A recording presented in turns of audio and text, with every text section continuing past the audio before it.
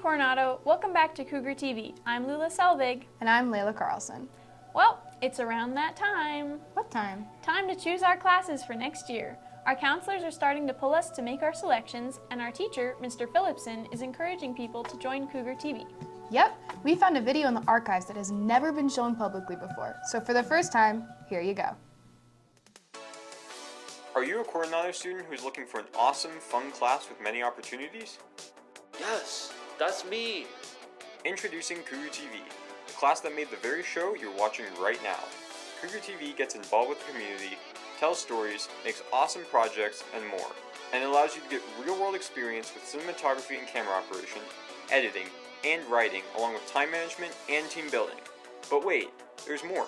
Cougar TV actually gives you free college credit for PPSC. Free college credit? Yes, free college credit. Terms and conditions apply. Well, how do you join? Well, Cougar TV is actually a second-year class. The prerequisites for joining are Video Production 1 and 2. But don't worry, Mr. Phillipson teaches those too, and they're really good classes that allow you to get a great introduction to using cameras, editing, and more. Don't want to take those classes? Want to jump straight to Cougar TV? Well, if you're a junior this year, talk to Mr. Phillipson. He usually lets their students join Cougar TV senior year if he sees that they are trustworthy and well organized. Join the video production program and Cougar TV today.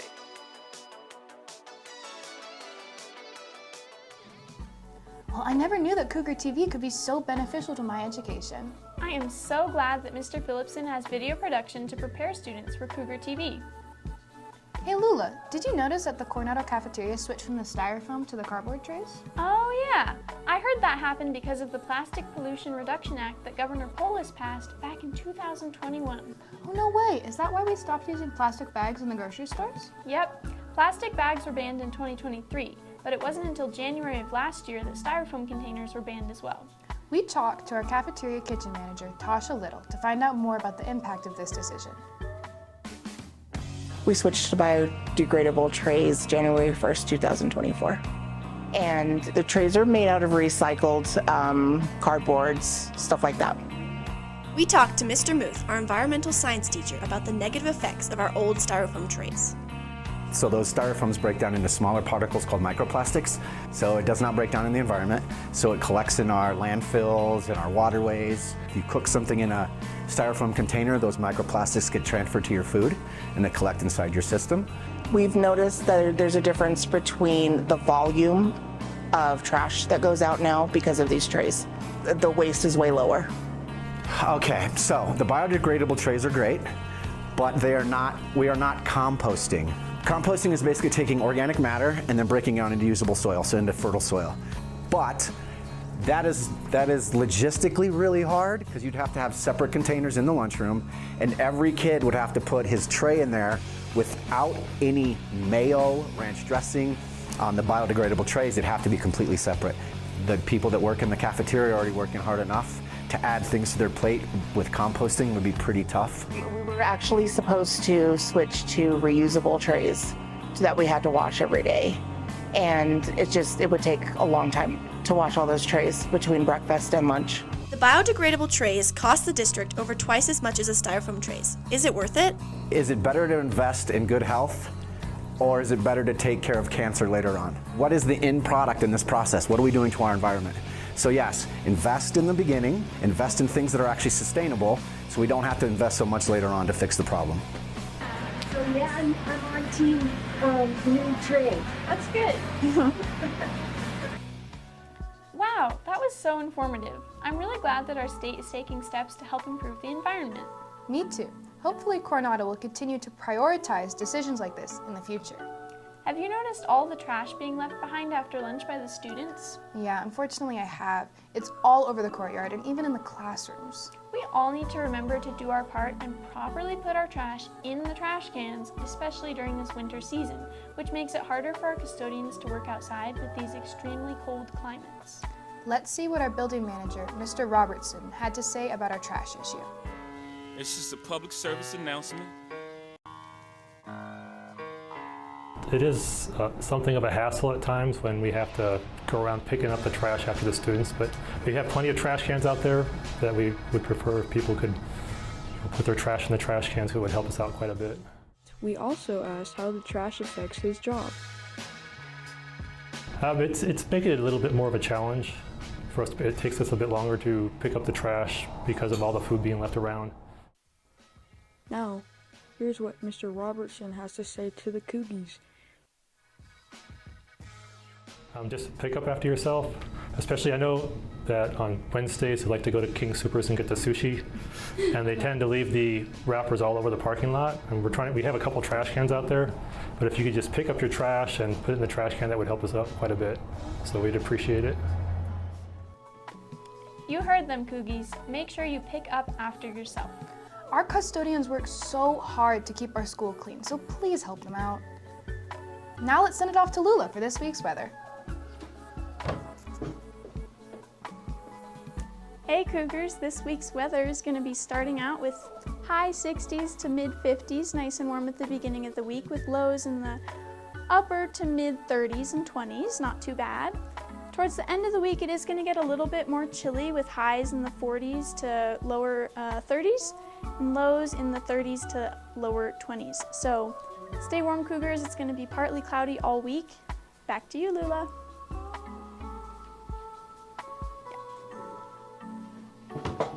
Thanks, Lula. Speaking of the cold, have you heard about the incredibly skilled Finnish exchange student Bea Raitala?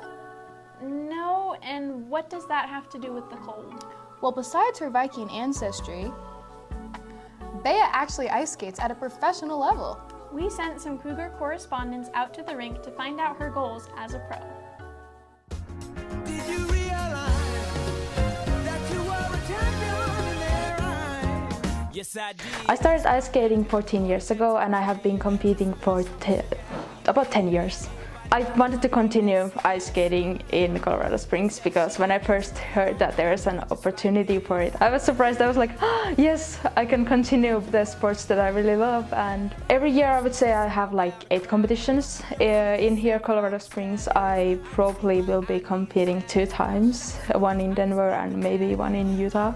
Competition is something that we usually prepare for like 2 weeks before the competition, and we do our program many times. We kind of hype up ourselves for the competition, and at competition day it takes the whole day. In Finnish we call them juhlapäivä, which is basically the day that we just like enjoy what we do and try to get the best out of the day. My practice here, it's a little bit different than what I'm used to, because usually I have been doing synchronized skating, but here it's ice dance, and I do ice dance, I do solo ice dance, I do it by myself. So I go on the ice and I try to just like improve myself. Ice skating is a very mental sport, especially with synchronized skate. When you're doing synchronized skating, is a sport that you do with a team. You have 15 other people on the ice same time as with you. Your mistakes, they are not like mistakes, but if you happen to fall or something, it affects the whole team. Despite the mental challenges of ice skating and a torn ligament in her knee, Bea's teammates keep her coming back to the sport that she loves most. Friends are basically what keep you into synchronized skating, because that's why you do it, and that's where you get your community from, because it's a year round and you do it multiple years with the same people. It's basically like they're another family. My favorite performance must be last year with my team in Budapest. We went to an international competition in Budapest and we won the competition, and it was super fun. The whole week we were together seeing these new places. Basically that's why I do it. I do it for the new things that I get to like experience with it. Right now in Colorado Springs, and when I get back to Finland, I have my college. I plan to more focus on my studies than continue with ice skating. Of course, Olympics is kind of like everybody's dream when it comes to ice skating, but I personally don't think that will be my goal. My goal will be more about enjoying ice skating. Whoa, she is so talented and so humble too. Yeah, Finland is definitely superior to Sweden, even with IKEA. Oh, absolutely. Let's head over to our sports anchor, Nora, to see how our Cougars played this week. Thanks, Lula. This week in Cougar sports, boys basketball lost to Mesa Ridge 55-42, won against Elizabeth 43-39, and lost against Harrison 60-37.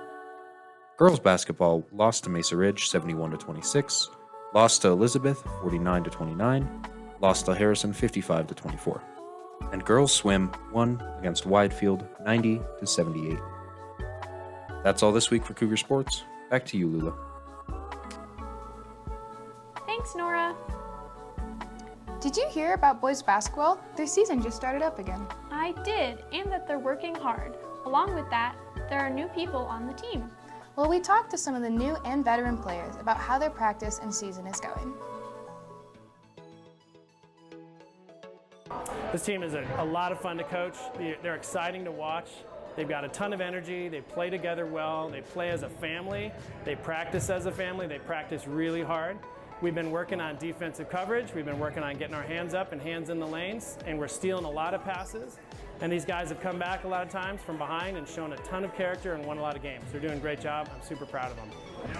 Turnovers. We got to improve a lot. Turnovers. When we start losing, we just break down. We got to work on that. C, team cap 1. 2. Team cap 1. 2. Team cap 1. 2. C team. We're on a 7-game winning streak. We don't really get talked about enough. I feel like we need respect on our name. Anything else? Yeah, I think we're getting, as the season progresses, we are continuing to condition. These guys run a lot in practice, which really shows at the end of the game. So a lot of times in the fourth quarter, they're the best conditioned team, and we're kind of proud of that. And as the season progresses, we're going to continue to improve on that. We're going to condition a lot. We're going to stay running a lot. We're shooting a lot. And these guys are learning more and more about the game. They're learning about more plays. And again, I'm just really proud of these guys. They're doing a great job.